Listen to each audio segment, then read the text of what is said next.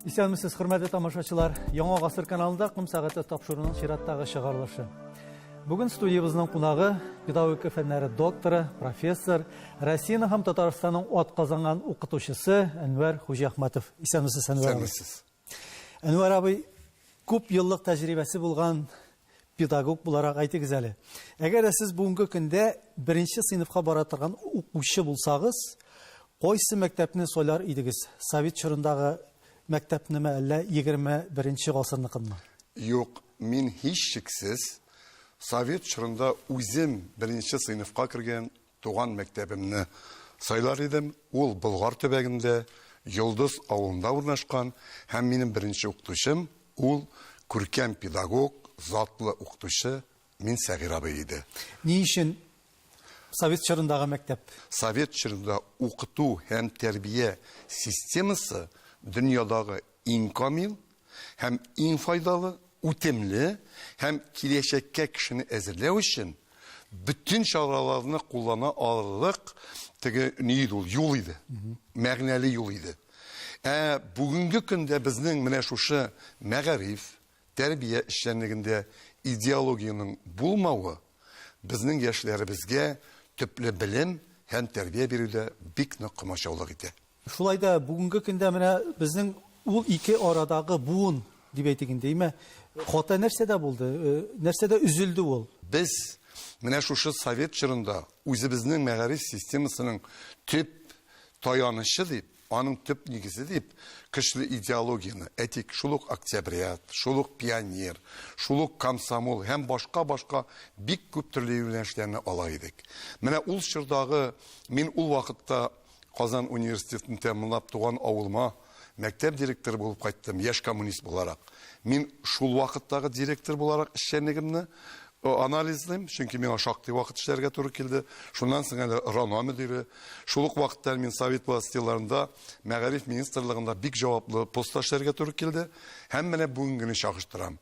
Җир белән күк арасы. Шулай да бит Әнвәр абый, ул замана үзгәрү белән, система үзгәрү белән идеология да үзгәрә.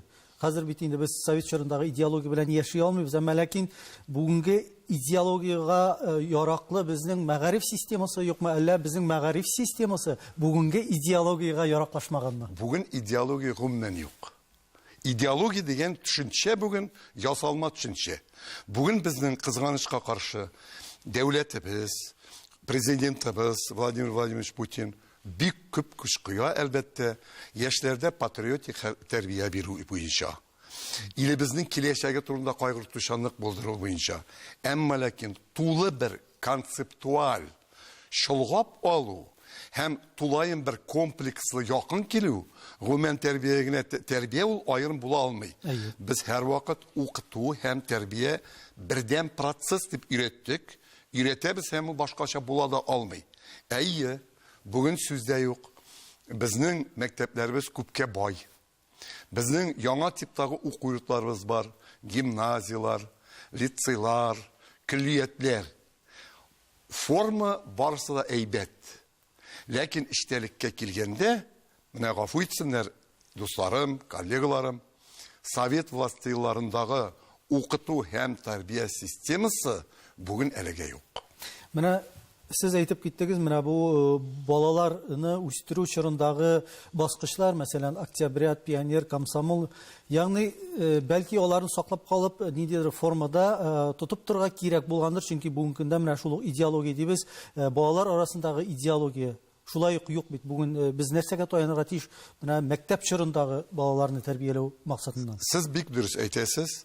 Менә бала туганнан соң, әлбәттә, балага киң кырлы дип әйтик инде. Менә фәнни яктан карасак, киң кырлы тәрбия бирү иң беренче чиратта ата-ана зикәсенә төшә. Ләкин ата-ана ул җәмгыятьнең бер әгъзасы. Һәм ата-ана гаилә шартларында гына баланы тәрбиялый алмый.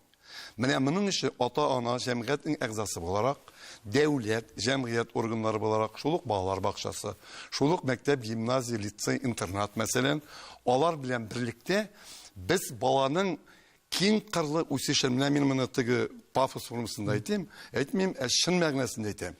Әгәр без баланың үсешен киң кырлы иттереп, аның физик яктан, рухи яктан, эстетик яктан, акыл тәрбиясе ягыннан бүтән яклап без аны чолгап алып шушындый тәрбия мөхите тудырмыз без икән. Бала әлбәттә халыкара олимпиадаларда да чемпион булырга мөмкин. Ул бик зур уңышларга да ирешергә мөмкин. Ләкин ул үз туган иленең, туган теленең, ватанының, милләтенең һәм гомумән үзенең менә шушы яши торган илнең андагы куелган принципларның патриоты, аның теге өлгесе булып җитлегәсе килми икән, аның нигезендә андый нәрсә юк икән, бу баланың инде өмете дә юк дигән сүз. Патриотик хисне, үзеңнең ватаныңа тугрылыкны басым ясап, президент указлары белән эшләп булмый. Ул менә шушы комплекслы идеология нигезендә бала туганнан соң башланырга тиеш. Патриотик хис ул иң беренче чиратта бала туды, балага булган әти-әнинең мәхәббәтеннән башлана. Баланың әти-әнинең мәхәббәте балага күчә алса, бала да үзенең әтисенә, әнисенә, дәү-әни дәвәтисенә, әби бабасына мәхәббәт барлыкка килә. Менә бу инде патриотлык. Шуннан соң ул балалар бакчасына йөри башлый, мәктәп гимназияга йөри башлый. Ул монда инде башка балаларга, дусларына карата ихтирам, хөрмәт булырга тиеш. Мин үзем яшь коммунист буларак КПСС райкомы мине мәктәп директоры булып тәкъдим иткәч, мин шул көннән башлап, мин бер генә балага да, укучыга да, студентка да белә бүгенге көндә мин син дип эндәшкәнем юк. Мин беренче класста, беренче сыйныфта укытырган балага да сез дип, сез акыллым, сез Илнур акыллым, сез Алия кызым. Яисә бүгенге студентка мин әйтәм, аның исемен, әтисенең исеме белән әйтик, Илдар Шәүкәтович мәсәлән. Мин әйтәләр кай вакытта минем коллегаларым университетта эшләүче алар әйтә, Әхмәт, сез нишләп алай үзегезне нитәсез, түбәнсетәсез? Студентка ничек инде сез кафедра мөдире, профессор, сез дип эндәшәсез? Мин андыйларга әйтәм. Әгәр без үзебезнең һөнәргә, без нигездә укытучы кадрлар һәм югары квалификация белгечләр әзерлибез Казан федераль университетларында. Әгәр без үзебезгә карата мәхәббәт, профессиябезгә карата, шәхсән үзебезгә карата ихтирам тудырасыбыз килә икән, иң беренче чиратта без менә шушы беренче сыйныфта укытырган баланы, беренче курста укытырган баланы, аның кем, нинди әти-әнисе, нинди булуга карамастан, алар безгә тигез булырга тиеш, һәм иң беренче без аларга үзебезнең җылы мөгамәләне, ихтирамны һәм үзебезнең менә шушы эчкерсез мәхәббәт хисләрен сеңдергә тиешбез. Бүгенге үсеп килүче яшь буын шуның кадәр бүгенге көндә кызганычка каршы Россия масштабында гаделсезлекләрне күреп, аның үзеннән үзе патриот булу, ватанпәрвәрлек теләге кими, күреп тора ул менә шул кадәр гаделсезлекне, димәк ул аңа каршы чыга һәм аның инде бу ватанны, шул кадәр гаделсез ватанны ярату хисе юк дәрәҗәсендә. Менә моның өчен инде менә бу безнең мәгариф оешмаларының, безнең педагог укытучыларның төп бурычы, мәсәлән, шул ук яшь кеше әгәр бүген митингка чыга икән, әгәр ул үзенең каты итеп сүзен әйтә белә икән, төрле юнәлешләр буенча, мин моны шулай ук патриотик хис дип саныйм. Чөнки бу аның ул ватаны или гражданлык позициясе, ул гражданлык активлыгы, ул шул ук патриотизм. Әйбит, демәк ул көрәшкә чыга. Ул күңеле белән риза түгел, тәне белән риза түгел. Аның эшләргә сәләте бар, мөмкинлеге бар. 90 еллар башында безнең шул ук теге бернинди аңга сыймый торган реформалар башланган вакытта бер дә юктан колхозларны, совхозларны таратып ташладылар. Күпме кешенең ямызмышы җимерелде. Күпме яшьләребезнең киләчәге юкка чыкты. Элек колхоз, совхоз елларында алар ничек гөрләтеп, менә мин хәтерлим әле үзебезнең Рәҗәп авылында машина трактор паркысына 40-50 егет җырлап, баяннар уйнап чыгалар иде. Кич белән шулар кайталар иде. Терлек фирмасына 100-гә якынында хатын-кыз, яшь улысы җырлап, биеп менәләр иде, эшләрен эшләп төшәләр иде. Гөрләп чәчәк атты авылларыбыз. Педагог укытучылык юлына кирип китү тарихын бераз искә алыйк әле. Сез бит үзегезне белә башлаганнан бирле укытучы булырга хыяллангансыз. Әлбәттә теге кыз балаларның укытучы булырга хыяллануы ул теге бик гайре табигый хәл кебек кабул ителә, ә менә малай кешенең, егет кешенең бәләкәй чактан укытучы булу теләге ул бик сирәк күренеш дип әйтергә кирәк. Сезгә нәрсә этәргеч бирде укытучы булырга? Мин үзем күп балалы гаиләдә үстем. Безнең әтиебез һәм әниебез җәмгысе 10 бала табып, 10 бала тәрбияләп үстерделәр. Мин шуларның 8-нчесе идем. Миннән соң тагын 2 сеңлем бар иде. Һәм без теге тату гаилә, әйбәт гаилә булып үстек. Безнең әти, әни авыл хуҗалыгы белгечләре, әти инде шын коммунист һәм шын дин әһеле булды һәр вакытта да. Ул бер кашан да мин үземне белгәннән бирле, ул бер кашан намазын укымыйча калмады. Намазын, 5 вакыт намазын. Депутатлык вазифасында башкарды һәм үзенең дини эшчәнлегендә ул 100 яшькә кадәр җитеп вафат булды. Ул шул көнгә кадәр дин юлыннан ташламады. Һәм менә шушы мин үземне инде менә 1-нче сыйныфка кергәннән бирле мин әйтеп киткән идем, Сагир абый дигән укытучы, бик таләпчән, бик узун буйлы, бик мәгърур кеше иде ул, ул нижмакта булсын. Менә иң беренче мин аның эшчәнлегенә гашыйк булдым. Һәм менә мин инде 1-нче, 2-нче сыйныфта укыганда, минем берничә абыем хәрби академияләрдә укыдылар, һәм алар миңа гел хәрби техника белән бәйле әйберләр кайтаралар иде. Шушы үзебезнең урам балаларын җыеп, мин инде 2-нче класстан, мин бит офицер, полковникның нәсе, янәсе, мин аларга диафильмнар күрсәтә идем. Ул вакытта ук ничектер инде татарча диафильмнарда чыга башлаган иде. Мин аны соңыннан аңладым, аны ипкро чыгара булган икән. Шул вакытта менә мин үземнән инде менә шул 2-нче сыйныфта мөгаен укытучы итеп хисап булганмындыр. Ягъни оештыру, балалар белән эшләр. Балалар белән без анда 30-40 ел без анда ярышлар үткәрдек. Менә хәзер диафильмны карый, балалар карыйлар, һәм без бәхәскә керә идек. Кем яңадан шуны сөйләп бирә ала? Диафильмда бит инде анда текст чыган иде генә. Юк, сөйләме. Шуңа күрә шул вакыттан бирле, шуннан соң инде ул итте, миңа алып кайтып бирделәр кинокамера. Мин ул вакытта кинокамерага төшерә башладым. Аннан соң мин шушы кинокамерада төшергән фильмнар белән «Пионерская правда», «Яшьлинче» газетларында катнаштым. 8-нче сыйныфта чакта мине «Пионерская правда» газетасы «Артек» бөтен союз лагерына, 9-нчы сыйныфта «Яшьлинче» газетасы «Орленок» Бөркеткәй, ансы бөтен Россия лагерына путевка белән бүләкләде. Менә мин шунда инде, анда без теге активистлар, яхшы укучы балалар инде җыелдык бит инде. Кара диңгез буена берсе бер якта, берсе икенче якта урнашкан. Без инде монда шын мәгънәсендә тигәндә Америкадан да, Англиyaдан да, Казакстан, Украина кайдан гына юк иде, дуслашып, менә үзеннән үзе шушы ни китте. Шушы профессиягә мәхәббәт. Әнвар абый, менә сезнең балачактан укытучы булырга хыяллануыгыз егет кеше буларак дип әйтик инде. Менә шундан чыгып сорау бирим әле. Бүгенге көндә безнең мәктәпләрдә күбесенчә хатын-кыз укытучылар. Бу ни өчен шулай? Ул әлбәттә училище, техникум һәм югары уку йортлары дәрәҗәсенә күтәрелә барганда, бу баланс тигезләшә беразрак. Әмма ләкин урта уку йортларында алар безнең гүзәл затларыбыз. Иң беренче төп сәбәбе безнең урта белем бирүче уку йортларында соңгы елларда тиешле дәрәҗәдә профессиональ ориентация булмау. Менә мин мәктәп директоры булып эшләгән елларда, менә әйтик, біз өзім Болгар төбәгеннән, безнең, мин хәтерләмим, мәктәпләрдә укытучылар хатын-кызларның күп булуын. Бездә һәр вакыт ир укытучылар күп иде. Сез әйткән үзенчәлек 90-нчы елларда СССРны таркатып, шушы баш-таклык киткәннән соң, анда нинди хәл булды?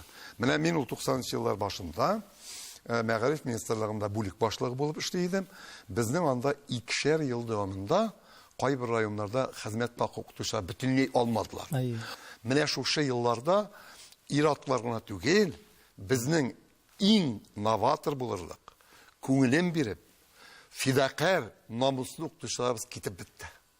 Менә ул елларда без шушы нине хәлдән чыгу өчен, үзлексез элеганда КАИ, КХТИ, авыл хуҗалыгы институтын тәмамлаган ниләрне җыеп курслар үткәреп маташтык, ләкин бит инде ул төпле берем. Аларданың бу укытучылык һөнәренә шул аптыраганнан килде. Аларда күңел белән түгел, үз профессияңа, үзеңнең хезмәтеңә мәхәббәт белән түгел, бәлки менә ярый шунда укытучы булырга. Менә шушылар урынны алганнан соң, безнең мәгариф системасы бик нык аксый башлады. Бу әле аксау бүгенгә кадәр дәвам Дәвам итә. Ул дәвам итмичә була алмый, чөнки ул вакытта кирип калган укытучылар, алар бит җайлаша белделәр. Менә мин мәсәлән гел әйтәм, үпкәләмәсеннәр коллегалар, ләкин менә Казан шәһәр шартларында безнең иң түбән дәрәҗәдә эшләүче укытучылар ул татар теле әдәбият укытучылары. Рус мәктәпләрендә эшләүчеләр. Безнең татар гимназияларында, татар мәктәпләрендә, татар лицейларында хәл бик әйбәт. Ә менә урыс мәктәпләрендә эшләүче татар теле һәм әдәбият укытучылары үз һөнәрләрен, мин барысы да, бар безнең фидакар, намуслы укытучылар, ләкин күпчелек үз һөнәрен яратмый. Шуңа күрә безнең балалар татар телен начар өйрәнә, начар белә. Әйтик, бар менә безнең шундый шәп укытучылар, мин беләм аларны 19-нчы гимназиядә, мәсәлән, 167-нче мәктәптә. Шундый ниләр укытучылар бар, урыс балалары шартлатып татарча сөйли. Бар менә безнең 7-нче гимназия директоры Лев Петровна Кочнева. Ул рус милләте вәкиле. Ләкин аның татар телен, татар әдәбиятын, татар тарихын өйрәтүгә мөнәсәбәте безнең теләсә кайсы татарга караганда да көчлерәк. Сез туган ягызда мәктәптә укытучы, аннан соң завуч, аннан соң мәктәп директоры, аннан килеп мәгариф министрлыгында бүлек җитәкчесе, бүгенге көндә Казан федераль университетында кафедра җитәкчесез. Менә шушы педагогика эшчәнлек тормышыгыздагы чорларның кайсы аеруча күңелегезгә кирип калды? Бүгенге көндә дә сез аны якты хатирәләр белән искә аласыз. Иң күңелле, иң якты ул минем туган авылымда, үз мәктәбемдә укуым һәм шулык мәктәпкә кайтып директор булып эшләү. Чөнки без бу мәктәпне менә мин үземнең шушы Артикта булуым, Бөркеткәйдә булуымны искә төшереп, шушыны кылачлап, без бу мәктәпне гади мәктәп кенә итеп калдырмадык. Без аны комплекс ясадык. Безнең анда 5 гектарлы алма бакчасы да бар иде. Сарык сыер фермасы да бар иде, умарталык та бар иде, үзебезнең ансамбль бар иде. Тулайым алганда һәм иң мөһим иде, biz anda buldırdık, özümüzün укытучыларыбыз белән, укучылар белән зур артикның күчемтәсен, кече артик лагерын. Безнең мәктәп турында ул вакытта Ялкын журналының баш редакторы Җәүдәт Дәрзаман Җир авазы дигән повесть язып чыкты. Ул тулысынча безнең мәктәп тормышына багышланган. Һәм аның төп геройларын берсе. Берсе мин, ләкин анда геройлар бик күп. Әнвәр абый, сез бүгенге көндә үзегез булачак укытучы, булачак тәрбиячеләрне укытасыз һәм тәрбиялисез. Әлбәттә, замана бер генә урында тормый, ул гел алга бара, үзгәрешләр барлыкка килә. Менә замана балаларына заманча укытучылар кирәк. Ничек уйлыйсыз? Менә сез бу бушлыкны дип әйтим, бушлык түгел инде. Артта калмас өчен нишлисез? Мәсәлән, бит инде балалар замана балаларына яраклашыр өчен замана идеологиясе дибез, заманча методика тәрбия чаралары. Сезнең үзегезнең тормыш дәвамында тупланган шәхси принципларыгыз бүгенге көндәге менә шушы тәрбия принциплары белән каршылыкка килмиме? Әлбәттә каршылыкка да килә. Мин башта шуны әйтеп китәргә тиешмен. Бүгенге көндә безнең мәгълүматлар буенча дип әйтелгән ЮНЕСКО мәгълүматлары буенча дөньяда 7000-нән артык төрле һөнәр, профессия, кәсеп бар. Менә шулар арасында иң якты, иң мәгънәле, иң кирәкле һәм иң зур үзенчәлеккә ия булган һөнәр ул бердәнбер. Ул укытучы, ул педагог. Педагог моннан 200 ел электә, 100 ел электә, 50 ел электә аман ул педагог булып кала, укытучы. Ул укытучы шушы шыр өчен мәгълүм булган бүтән фәнни тәгълиматны үз юнәлешендә булдырган шәхес. Анда да бүтән тәгълимат бар. Әгәр моннан 20 ел ул тәгълимат булмаган тәкъдирдә, әлбәттә ул хәзерленең бар ул тәгълимат безнең укытучыбызда бар.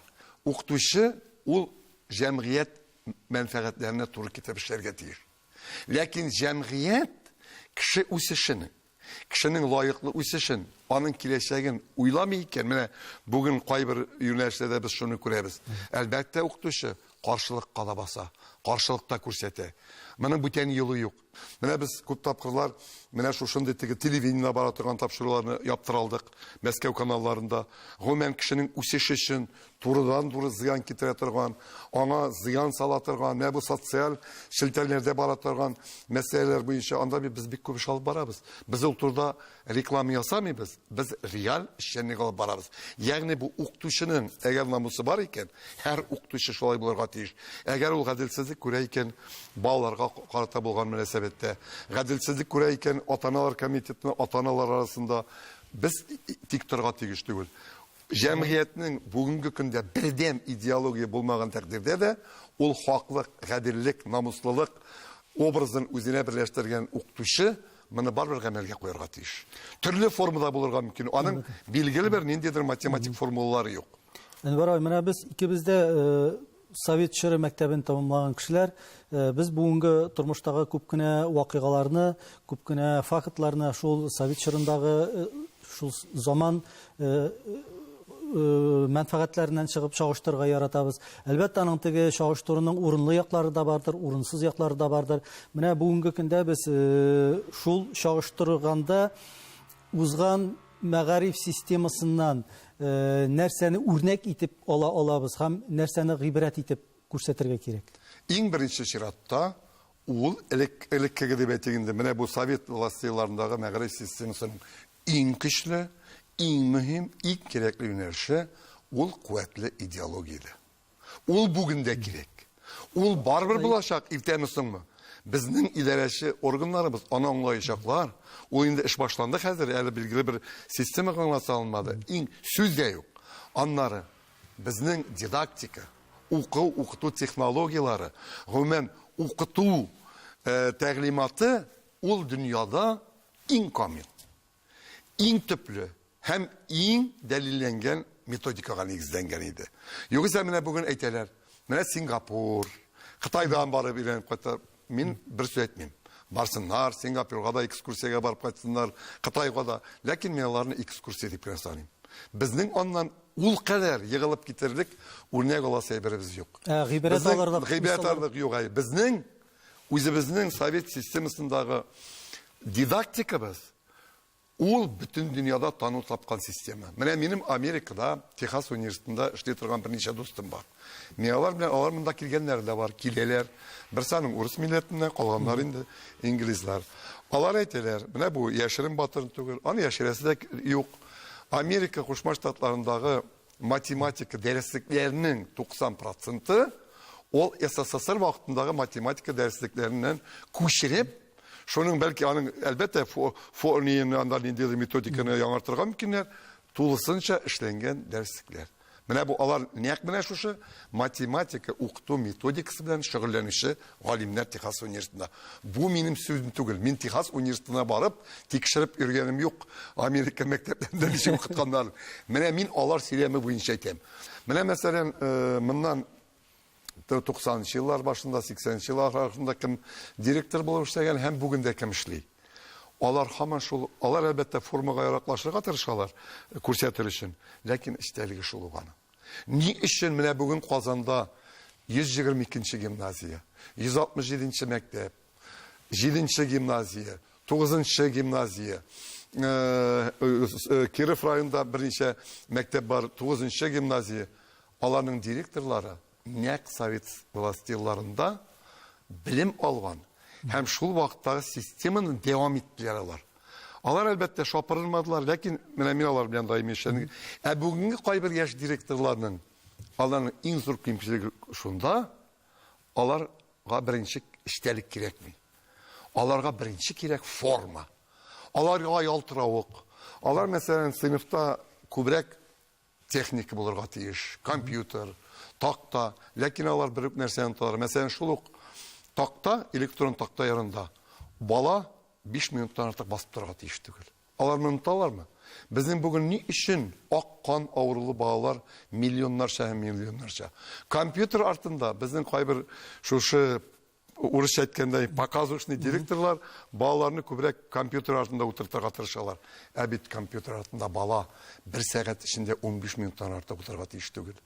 Ягъни менә шушынының мин студентлар белән эшләткәндә без әйтәбез, интернет ул белем чыганагы түгел. Ул мәгълүмат чыганагы. Белем чыганагы ул укытучы. Менә без дидактика турында, система турында инде бер сөйләдек, шул фикерне дәвам итик әле. Бүгенге көндә мәсәлән Казандагы гадәти бер урта мәктәп укучысын Владивостоктагы урта мәктәпкә без китереп утыртабыз икән, ул көнүз сәгате белән анда ул системада укып китә аламы, юкмы?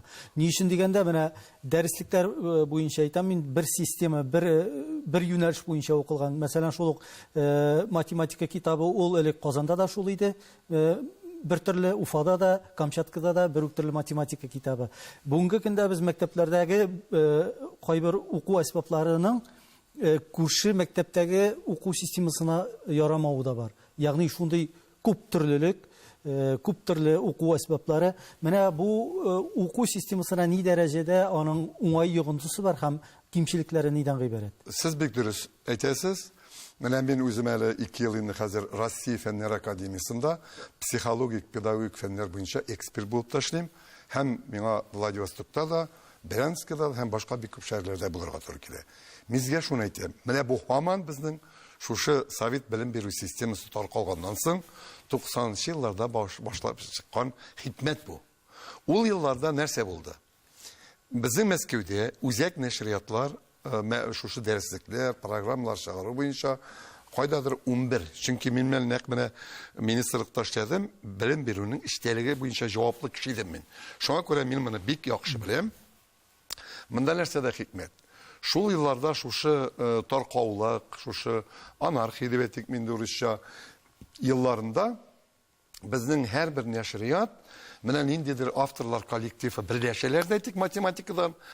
Ягъни һәрбер нәшрият үзенең дәреслеген, үзенең ниндидер методикасын тәкъдим итә башлады. Һәм аны мәктәптә таратып, анда бөтен хикмәт нәрсә дә иде? Һаман шәхси элемтәләр һәм ул бизнеска әйләнде. Шушы бизнеска әйләнеп, шушы дәресләрне сату, отышлы бәягә сату, андагы коррупция системасын бик яхшы беләм мин. Шушының белән безнең төпле менә шушы элеккеге еллардагы система юкка чыкты. Төрле типтагы уку йортлары бар.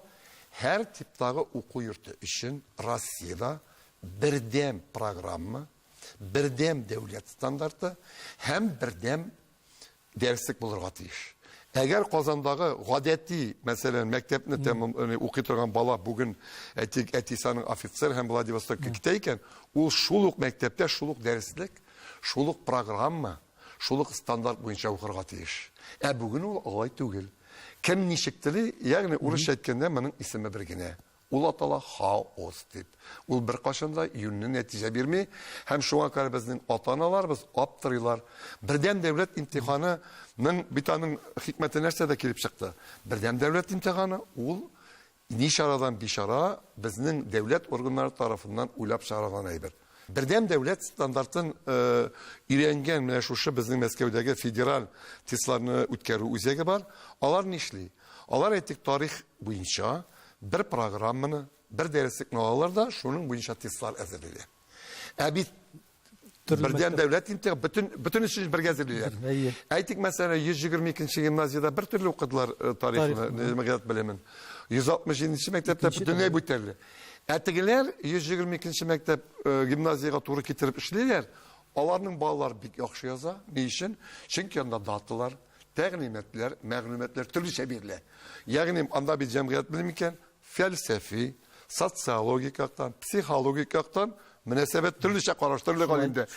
Birden devlet imtihanı tıkılarındaki boyunca biriyle tabii ki bizim bu gimnaziya bağları cəmiyyət bilimin 100 balga da biri mümkün. Etigi mektep bağları 4-5 yıl boyuna cəmiyyət bilimini okudular. Bütün program boyunca elbette onlar 40-50 balga da jete almayı.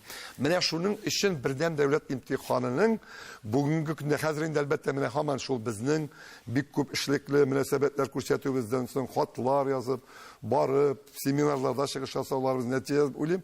Menə bu yo'nalishda hozir rətkə salu başlandı. Yani neçə yıl boyuna bizning balalarımızın, o'qituvchilarimizning boshini qotırıp, menə şu formada alıp bardık. Hem bunda gadilsizlik, o nefret tudurdu. Rossiya zor il, zor devlet, kuvvetli devlet, білім беру системасы камил һәм үсешкә лайык булсын өчен бердәм булырга тиеш. Бер система. Төрле менә бу теге безнең кайбер идеологларыбыз менә демократия дигән булып, менә фәлән дигән булып, имеш бала үзе теләгән нидә укысын. Әгәр баланың үз теләгәненә куйсаң, безнең балаларның 90% гомумән укымаячак. Белем бирү ул мәҗбүр итү дигән. Матур итеп мәҗбүр итә белергә кирәк. Әгәр баланың ихтыярын әйтәләр менә, бала үзе сайласын. Ничек сайласын ул аны? Бала гомумән әйтәчәк, мин берсендә сайламыйм. Мин туңдырма ашап кына утырам өемдә дип әйтәчәк ул. Әнвәр абый, менә без бердәм дәүләт имтиханы системасына инде кирип киттек. Тагын бер үзенчәлекне искә алырга кирәктер бу очракта. Без милли республика, без ана телендә белем бирә торган безнең мәктәпләребез бар. Бүгенге көндә ни өчен ата-аналар тарафыннан һәм балалар тарафыннан да бу бердәм дәүләт имтиханына шундый бик авыр караш. Милли мәктәпләрдә без татар телендә укытабыз. Һәм күп очракта безнең ата-аналарның дәвасы бердәм дәүләт имтиханы урыс телендә генә булгачыннан, алар милли мәктәптә үзләренең балаларын бик укытырга атлыгып тормыйлар. Ягъни мәсәлән, ихтыяж шул дәрәҗәдә Юк дип әйтмәкче буласыз. Юк дәрәҗәсендә. Менә бу очракта нишләргә? Бу иң авыр мәсьәләләрнең берсе. Без бүгенге көндә республика буларак һәм Россия масштабында милли республикалар бу имтиханны ана телендә бирү мөмкинлеген эшли алалармы, юкмы? Һәм бу безнең телне бетерүгә китермәсме киләчәктә бу имтихан? Беренчедән, бердәм дәүләт имтиханын нинди генә телдә бирсәң дә, төпле укыган, яхшы укытучысы булган, әти әнисенең бала белән идара итү һәм кирәк чакта мәҗбүр итү дәрәҗәсе булган балалар теләсә нинди теле бердәм дәүләт имтихан бирә алалар. Әйтик шул ук математика, информатика, физика, ул фәннәрнең теле бер. Алар халыкара тел. Әйбит. Монда сүз дә юк. Мәсәлән, мин сезгә бүген йөзләрчә мисал китерә алам. Гап-гади татар мәктәпләреннән, авыл мәктәпләреннән һәр бер имтиханны 90-100 балл белән бирүче балаларны. Казандагы татар гимназияларын тәмамлаучы бик күп сандагы балаларның исемлеген бирә алам безнең КФУга кергән.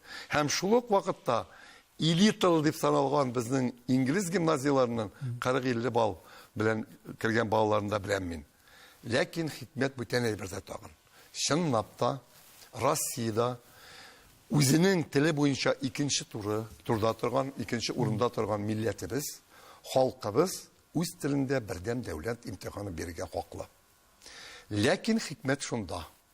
Монда барсына да безнең мәгариф органнары, районнардагы мәктәп җитәкчеләре, мәгариф идарәләре үзләре гаепле. Шул исәптән ата-аналар белән бергә.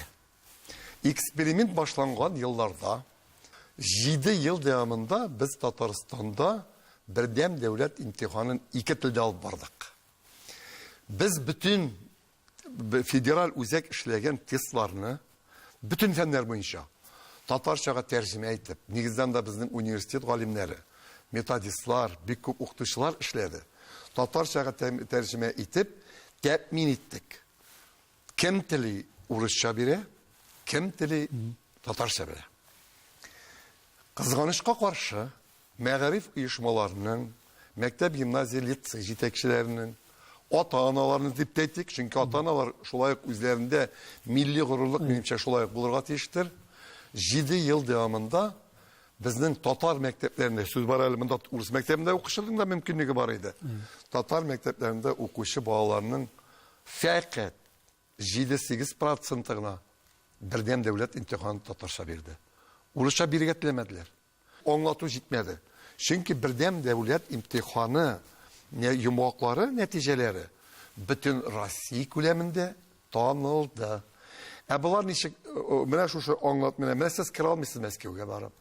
Сез Петербургка, сез Чиләбегә барып кira алмыйсыз дигән ялгыш фикер таралды, җәмгыятьтә ул ниндидер ни алды, һәм шушыннан соң безнең битен шиксез ресурслар юк, аңа бит зур күләмдә миллионнар тотылды. Менә шушы хәтта тест биремнән бит тулысынча эшләргә кирәк. Аның өчен методистларны итәргә, аннан соң комиссиялар аерым эшләргә тиеш. Безнең бит анда бердәм дәүләт имтиханы вакытында Yüzlerce hem yüzlerce ekspertlar, metodistlar tekşirerler soңгы өлелерinin вариантларını. Bunun için indi finans mümkünleşikli çünkü bir işi bulmadı. Eğer biz bugün bu işke, elbette bizim kayber türeler eter, bu mümkün bulmagan iş, bu mümkün bulgan iş. Men bunu korkmuş aytayım. Bana bir kim karşılık ko'rsatmayacak. Eğer real şınbarlıkta, real yerlikte bizning Tatar balaları birdem şu devlet imtihanı üz tilimizde bile biz aytırlar ekan, bana birinin de karşılık bulmayacak. Elbette ул bizning millet için abroy. Бүгінгі күнде Қазан Федераль университетына элекеге Қазан Дәүләт педагогика институтын кушу буенча инде шактый бәхәсләр булды. Бер төркем галимнәр моның белән бик килешеп тә бетмәделәр. Әле аның шаукымы бәхәсләре бүгенге көндә дә бара. Бигрәк тә менә бу теге татар юнәлешендә ана телле milli kadrlarını әзерләү буенча менә без инде өлешчә кагылдык. Шул ук биология, химия, физика фәннәрен татар телендә, ана телендә укытучы кадрлар шул ук мәсәлән бердәм дәүләт имтиханында инде бала аны татар телендә бирми икән, аның инде ул теге татар телендә уку теләге дә кимәмиме һәм бу кадрларны әзерләүдә аяк чалмыймы һәм бу кадрлар җитәрлек булырмы киләчәктә? Татар теле, татар милләте, Tatar halkı bulgan vakitte Tatar tilinde işleye turgan укытучылар әзерләү bir kaşında bitmeyecek. Söz de yok. Respublikadagı en yukarı dereceli şuşunday pedagogika universitetin yugaltı ansı vakit işi. Vakit ko'rsatar. Bizning federal universitetinin her bir institutu, nindegen institut buluğa karamasdan, ximiklar mı, biyologlar mı, sportçılar mı, biz укытучы kadrlar әзерләүне devam ederiz. Hem sözde yok, iki tilde işli alırlık укытучы kadrlarda bizde әзерләнә. Namuslu, özünün tırışlığı, fedakarlık ve işlevçi galimlerimiz var. Onlar arasında geografiya boyunca bizim doktorlarımız var, biyologlarımız var. Mine Leyla Osmanlı'nın Mevlidova degen biyologiya boyunca bik көп derslikler yazdı Tatar tilinde. Fizika boyunca var. Bizning her fen boyunca dersliklerde, programmalarda yeterlik. Lakin mine bunda tagın bir kat etesim kile. Bu iş şov bilen bara almay. Bunun için her bir galimnin, укытучының, ustazının namuslu işlevi gerek. Mine min meselen özüm bizning balalar o'qiylar matematiklarda bar tatar türkümçesi, bar o'z türkümçesi. Hatta urus türkümçesinde o'qiy turgan balalarni da urus balalari bo'lsa da biz alarga mümkünlük beramiz. Alar bir türlü diplom, aytik matematika hem informatik o'qituvchisi. Birinchi diplom. 3-chi kursdan biz alarni ayrim türkümge jiyamiz. Matematika hem informatika o'qituvchisi biz alarni әзерлейбіз. 2-chi gimnaziya, 3-chi gimnaziya bazasında hem Arşa petküliyeti bazasında biz alarni әзерлейбіз iki tilde işlevçi ettirip. Yani ул birinchi diplomla matematik, informatik o'qituvchisi teresa qo'ysa o'quv yurtida bilim beradi. Ikkinchi diplomla endi üsteme bilim beru kvalifikatsiya sistemasi aşağı o'tkazamiz. Ул milli bilim beru o'quv yurtlarında işlevçi matematik, informatik o'qituvchisi. Yani biz bunu teoretik hem metodik yaktan naq mine Tatar o'quv yurtlarında bilim berge әзерлейбіз. Менә укытучыларның белемен күтәрү турында да бер никадәр сүз чыкты. Бүгенге көндә Мәгариф министрлыгы педагог кадрларның үзләрендә тест үткәреп аларның белемен тикшерә башлады. Әлбәттә, бу бер катлам укытучыларда ризасызлыкта тудырды. Вакытында инде алар республика җитәкчелегенә дә ничектер мөрәҗәгать иттеләр. Бер катлам укытучылар аны ничектер кабул итеп алды. Гомумән менә педагог кадрларның bilim sistemaсын дип әйтгәндә, менә шундый тест ярдәмендә тикшерү ул ни дәрәҗәдә сезнең фикерегезчә акланган һәм ул урынлымы дип саныйк? Мин сезгә шуны әйтергә тиешмен. Безнең Мәгариф һәм фән министры Энгель Навапович Фәттахов үзенең менә шушы республикада укыту тәрбия процессын камилләштерү юлында ясаган һәрбер адымын мин хуплыйм. Безнең Мәгариф системасында ни кызганыч, başka sferada işlerge mümkün andı kişiler. Bilim derecesi, metodik yaktan, kişi bularak əzirlik derecesi, bik nıq yuvarı bulurga tiyiş. Укытучы profesiyası, ул minlərcə profesiya arasında Иң жауаплысы, иң güzel, иң күркәме, ләкин җәмгыять алдында да безнең профессия кебек җавап бирүче профессия бүтән беркем дә җавап бирә алмый. Беркем җавап бирә алмый. Ингл Нагапыч дөрес куйды. Укытучы мәктәп программасы буенча балалар алырга тиешле белемне үзе беренче җиратта белергә тиеш. Аңлыйсызмы? Ә бит безнең ничек килеп чыкты? Укытучы мәктәп программасын үзе белми. Белемнәре методик яктан һәм кеше буларак. Алар әле укытучы дигән олы исемне реаль шын барлыкта әле сизмиләрдә үзләрендә бар. Бу алар өчен бер кәсеп. Кәсеп белән һөнәр ул бөтенләй бүтән әйбер. Һәм менә шуңа күрә Ингл Нагапыч министр булып килгәч, ул бу мәсьәләне кулды айга койга. Әлбәттә, кемнәр курыкмады? Кем үз фәнен яхшы белә? Методиканы түгел аңлый, анда бернинди куркыныч әйбер юк. Ә инде әлбәттә менә кемнәр тавыш чыгарды безнең? Кем үз фәнен яхшы белми? Мәсәлән, шулык мин әйткән татар теле әдәбият укытучылары да. Безнең бар менә шундый хәлләр килеп чыкты. Хәтта теге Габдулла Тукай, Муса Җәлил кебек күркәм, улуг безнең әдипләребезнең, шагыйрьләрнең дә хәтта аларның иҗатында белмиләр. Ә бар шундый укытучылар, мәсәлән, әдәбият дәресе алып бара ул дәрескә баянда уйнап килеп керә. Класста 30 бала утыра. Һәм баянда уйный, һәм Муса Җәлилнең шигыре буенча язылган җырлар бар, шуны җырлап җибәрә. Һәм ул дәрес аны шушы Муса Җәлил темасы. Ничек моны яратмасын? Ничек уларны белмәсен? Һәм чыкканда инде балалар белән бергә җырлыйлар шушы җырны. Һәрбер укытучының артында аның йөзендә, йөрәгендә хикмәт ятырга тиеш. Һәм һәрбер укытучы, әгәр ул талантлы укытучы икән, ул бернинди тесттан да, министрлык контролешеннән дә курыкмашка тиеш. Чөнки анарда бөтен мәгълүмат бар. Менә сезгә мин бер мисал әйтәм. Безнең авыл хуҗалыгында сыер савышы бар. Аның бәялибез күпме литр сөт сава. Механизатор күпме бодай чәчә иген үстерә. Инженер-конструктор күпме авиация заводында безнең самолетлар төзи. Һәрберсенең күрсәткече бар. Ә укытучының күрсәткече кайда? Укытучының күрсәткечен бит без 10 еллар үткәч кенә күрә алабыз. Ә бүген укытучының дәрәҗәсен без ничек белергә тиеш? Аның ягымлы елмавына карапмы? Юк. Без аның белем һәм методика дәрәҗәсен тикшерергә тиеш. Аңлашыла, югары уку йортларында һәм башка вузларга студентларны имтихан аша алалар, иң яхшыларын алырга тиешләр. Гадәттә шәһәр җирлекләрендә, авыл районнарда димим, шәһәр җирлекләрендә беренче сыйныфка килүче балалардан да имтихан тест алдырып укырга кабул итә торган мәктәпләр бар.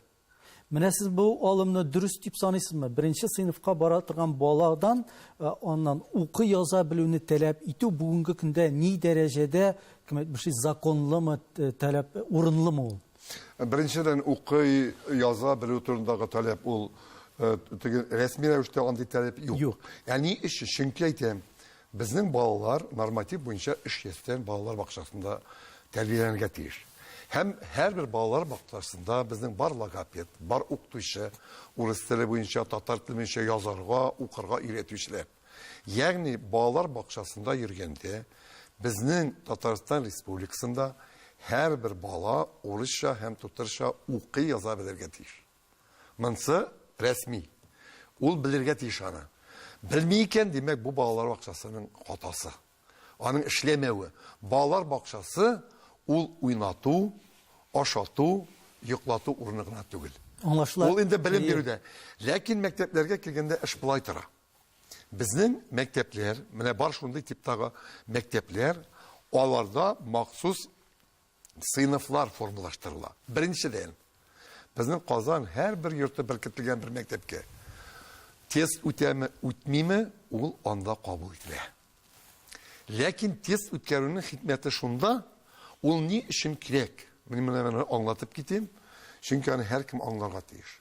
Тестны уку йорты үткәрергә тиеш шул очракта, әгәр бу мәктәп ниндидер аерым бер типка, статуска икән, әйтик ул математика, физика буенча тирәнтен белем бирә торган мәктәп. Әлбәттә, ул беренче сыйныфка бер сыйныфны ала, микрорайонда яшәүче теләсә кайсы баланы. Алалар шушы махсус класслар. Әлбәттә, алар анда баланың беренчедән алар балалар бакчасында чакта ук мөмкинлек бирә 1 ел әзерлек сыйныфына йөрергә һәм алар аның дәрәҗәсен тикшерергә тиеш. Чөнки балаларда булган физиологик, психологик һәм аның рух яктан никадәр дәрәҗәдә үсеш алганын белү ул шушы мәктәп укытучысының, психологларның һәм социологларның уртак бурычы. Һәм алар шушы тестлар ярдәмендә балаларның дәрәҗәсен белергә тиеш. Ул киләчәктә физика, математиканы тирәнтен укый аламы? Яисә бу нигездә шәһәр мәктәпләренә кагыла. Әлбәттә. Мәсәлән, авыл җирлегендә ул инде берничектән инде тест яздырып анда баланы кабул итү мөмкин. Әгәр мөмкин булыр иде ул, әгәр мәктәптә 2 сыйныф кабул ителсә. Әгәр мәктәпкә кабул итү бер генә сыйныф икән, анда андый нәрсә законсыз һәм ул андый бер булырга тиеш түгел. Ата-аналарда шундый ялгыш фикер туа, алар уйлыйлар. Менә алар баласын шушы гимназиягә бирсә, ул яхшы куячак. Алтын башлы һәм ул теләсә кайсы укыйрта. Бу бик ялгыш фикер. Баланы иң беренче чиратта гаиләдә менә белем алуга ихтияҗ тудырырга кирәк, аны кызыксындырырга кирәк һәм үзеңнең йортың янында урнашкан гапга дип булсын ул, шул мәктәпкә биреп, гимназия, лицей эзләмәгез. Сез эзләгез укытучы. Укытучы кирәк сезгә. Әгәр укытучы менә шин у хәрефеннән башланган укытучы, педагог, остаз, менә ул аның өчен тормыш яшәү рәвеше икән ул укытучының. Ябышыгыз шушы укытучыга. Шин укытучы турында сүз чыккашыннан шундый соравыбыз, укытучының бүгенге көндә дәрәҗәсе нинди югарылыкта, ничек бәяләр идегез? Һәм аның дәрәҗәсен biz еш кына әйтәбез, менә аларның дәрәҗәсен күтәрер өчен аларның матди якларын карарга кирәк, акчаларын арттырырга кирәк. Акча хезмәт хакын гына арттырып, укытучының дәрәҗәсен күтәреп буламы? Юк, укытучы ул шундый һөнәр. Иң беренче чиратта бу кеше, укытучы һөнәрен сайлаган кеше үзенең кем икәнен аңларга тиеш. Иң беренче чиратта укытучы үз дәрәҗәсен үзе күтәрергә тиеш. Мен инде аның ниләрен бик күп санап чыгалар идем, аларны сөйләп тормыйм. Иң беренче үз дәрәҗәсен күтәрергә тиеш. Ул горур, мәгърур, вак тияктәге шупшардан азат булырга тиеш ул. Вакланмаска һәм ул үзенең җәмгыять каршында. Җәмгыять дигәндә без күз алдында балаларны да, илебезне, дәүләтебезне дә һәм ата-аналарны да күз алдында торабыз. Ул үзенең җаваплылык хис итәргә тиеш. Хезмәт хакына килгәндә, мен сезгә менә шуны әйтәм, бүгенге көндә, менә бүген безнең хезмәт хакына беркемнең зарланыр урыны юк. Нәтиҗәле һәм күңел биреп, фидакар эшли торган укытучылар бик әйбәт хезмәт хакы алалар. Әгәр укытучы әйтә икән, менә хезмәт хакым начар, чөнки ул хикмәт, безнең бит профессия хикмәте, анда бик күп yerden тора ул, компаниялардан бик күп. Безнең дә шулай юк. Мәсәлән, бер профессор безнең ала, мәсәлән, 150 мең хезмәт хакы. Бер профессор утыра 30 меңгә. Ләкин аның эшчәнлеге җир белән күк арасы. 150 мең хезмәт хакы алган профессор иртәнге 6-да килеп утыра һәм төнге 8-дә 9-да кайтып китә. Әтегесе атнага 2 генә күренә. Ул да зарланырга мөмкин. Менә минем хезмәт хакым түбән, миңа түләмиләр дип. Ләкин бит хикмәт аның үзендә. Менә шуңа күрә безнең профессия ул шушындый һөнәр, монда иң беренче шартта әйтәмеш, абруен булсын өчен, укытучы профессиясен, укытучы һөнәрен сайлаган кешенең абруе теләсә нинди икътисади шартларда да югары булды, югары булып калачак. Ул башкача була да алмый. Инде аның абруен төшерергә төшерүчеләр без үзебез. Кайберләребез. Шуңа күрә төшермәскә кирәк. Аның дәрәҗәсен вакыт күтәрергә кирәк. Менә шуның өчен үзеңнең яшәвең белән теге менә бар эстрада артистлары. Алар нинди генә формада йөрмиләр, мәсәлән, урамда күрсәң кайсыннан көлеп үләрсең. Сәхнәгә чыккач алар шәшәк кебек. Алар айга бер сәхнәгә чыгып шәшәк кебек күренә, шул җитә. Һәм шуны телевидениедән озак вакытлар күрсәтергә мөмкин. Укытучы 24 сәгать шәшәк булып йөрергә тиеш. 24 сәгать буена ул хәтта үзенең менә без студентларга да шундый тарап куйгач, кайберләре нитә инде башта каршылык күрсәткән булып маташкан булалар, ләкин ул каршылык барып чыкмый, беренчелектә чыга алмый ул. Без әйтәбез, безнең укытучының яшәү мәгънәсе дигән бар. Аның яшәү регламенты. Ул нәрсәдән тора? Беренче көннән үк дөрес киенү. Укытучы егетләр костюм чалбардан, ак күлмәк, галстуктан булырга тиеш. Кызлар инде үзләренең Türlü bizəmin şaraların kişki diskotekalarga kaldırga tiyиш. Yani kiyimden başlana, üzüne hürmet, cemiyetke hürmet. Sen üzün layıklı giyinirge tiyиш. Üzünü layıklı tutarga tiyиш. Eğer temeki pıskırtıp mektep yanında okutaşı basıp durayken bu yönde okutaşı tügül. Eğer mektep şarlarında türlü isimliklerle meclisler, keyif sırafa kurular bulayken ul hümmen mektep tügül. Biz bütün yaktan da özümüzü tutarga tiyиш, biz kamil. Yani mene yandan karagan kişi bu adam baktığı da bulduğuma okutuşu deyip eyti almasın. Eytirge tiyişler ve şunun kibik bulsan idi. Şunun kibik kinsen idi. Silem kültürün, sileşuğun, kişilerle bulgan münesebetin, isenleşuğun, sağlar. Mene bular barısı jıyılma beyt. Mene beni gümür boyu saklav, ul senin yanında başta bulurga tiyiş, yüreğinde bulurga tiyiş. Eğer sen şuşa jıyılmanı saklamışsın iken, sen profesiyonda demek ol mene şu vakıtla kesip kene bulgan. Emin şunu nelerini bilem, 90 yaşka jetip vafat bulgan, bugün de işlep yürüyüşü. Gümür boyuna mene şu üst profesiyasına, ol galim mi üniversitede, ol gadi okutuşu mu, mene bizden 102. Gimnaziya direktörü 100 yaşın tutura yazdı şakkına. 100 yaşına kadar direktör bulup işledi. Onun gibi direktör Respublikada biksirek mesela. 102. meneni sizden Irak tügülgine şakkat kısmet. Gümür boyuna ol şolay günü tünü mektep şuşa gimnaziyasından çıkmadı. Şuşa gimnaziya çıktı. Onun bütün okutuşları özünde okup çıkan neler. Onda şitten bir kimde kalmadı. Mene şen okutuşun indi bularga tiyiş. Hemen ama benim şeyini Kürten Tügülanda heykelde koydular bu gayında. Andi okutuşlar bizim var. Onlar bik köp. Onlar bizim respublikamızın tügül, onlar bizim milletimizin, halkımızın, kavmimizin şınlap da küzgüsü. Biz onlar bilen gururlanabız. Onlarını biliyemiz, onlarını hürmetliyiz. Hem biz özümüzün federal üniversite şartlarında studentlarga onların icad laboratoriyasını, onların kuhnisini de beytegindi. Yeterlik külemde beremiz. Hemen anlayışı bizden tamamlap, bizden federal tamamlap, bugün gimnaziyalarda, mekteplerde işlevse yetlerimiz kızlar bir küp. Anvar abi, biz bu mağarif tarmağı, mağarif sistemisi boyunca bir gene saat tugul, günler boyu sileşip oturga ezir riza, elbette bu küp tarmaklı hem küp fikirli sileşu. İndi her Şuraşunun ahırı bulgan kebek bizim indi tapşırığımız ahırına yakınlaştı. Şunda iştelikli engemegez için sizge rahmetimizni jitkiremiz. Okutuşu isimin gurur yırtkanınız için sizge zor rahmet. Hem sizin de terbiyelenip çıkan okuşlarınız da ul isimli kileşekte gurur yırtırlar dep işanıp kalabız. Bu bizim şuraşuğumuz birincisi hem sonuncısı bulmasın. Amin, rahmet sizge.